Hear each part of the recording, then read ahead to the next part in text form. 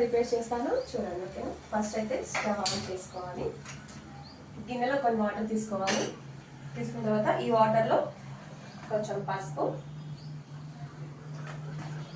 కొద్దిగా ఉప్పు యాడ్ చేసుకోవాలి. ఇప్పుడు మనం శుభ్రంగా కడిగి పెట్టుకున్న బోటీని మొత్తం ఈ గిన్నెలో వేసుకోవాలి. వేడి నీళ్ళల్లో ఒక 5 నిమిషాల వరకు ఇట్లా వేడి నీళ్ళల్లో వేడి చేసుకుందాం. ఏదైనా కొంచెం డస్ట్ ఉన్నా కూడా పోతుంది.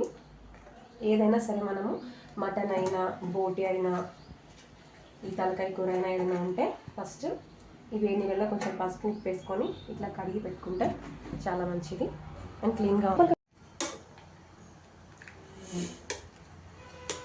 వేడి నీళ్ళల్లో బోటీ వేసి మంచిగా కడుక్కున్న తర్వాత బోటీ అనేది ఇట్లా క్లీన్గా ఉంటుందండి.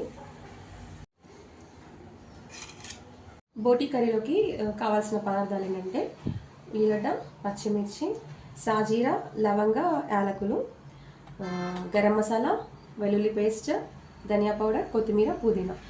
బోటీలోకి మెయిన్గా దోసకాయ వేస్ట్ చేసుకుంటే ఇంకా బాగుంటుందండి. ఫస్ట్ ఒక 2 పావుల నూనె పోద్దాము.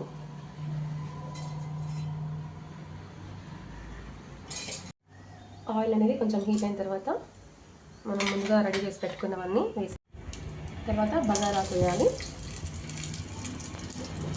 ఆనియన్స్ వేసుకోవాలి,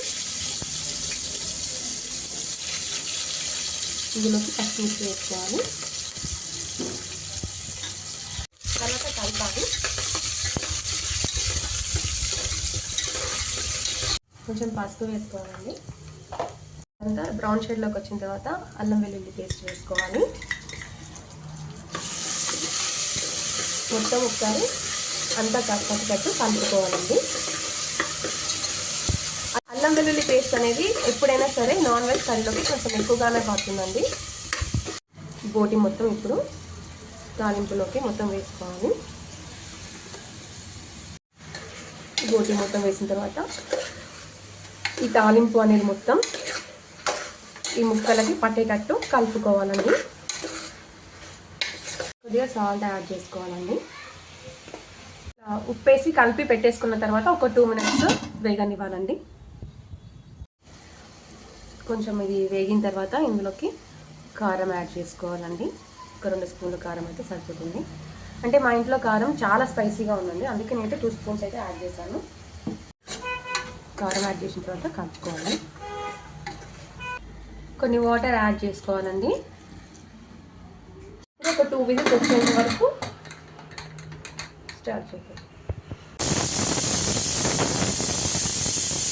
ఒక 3 విజిల్స్ వచ్చిన తర్వాత కుక్కర్ పైన మూత తీసేసేయాలండి. తీసి ఇప్పుడు ఇందులోకి దోసకాయ కట్ చేసి పెట్టుకున్న దోసకాయ ముక్కలన్నీ వేసుకోవాలండి. ఫస్టే వేసుకుంటే దోసకాయలు 2 విజిల్స్ ఇస్తాం కదా, అవి మెత్తగా ఉడికిపోతే మళ్ళీ బాగోదు కదా. అట్లా తర్వాత గ్రేవీ కోసం అని కొంచెం వాటర్ అనేది యాడ్ చేసుకోవాలి. కొద్దిగా గరం మసాలా, ధనియాల పొడి 1 టేబుల్ స్పూన్. దించే ముందు కొత్తిమీర, పుదీనా యాడ్ చేసుకోవాలి. మనకి ఎంతో ఇష్టమైన బోటీ కర్రీ రెడీ.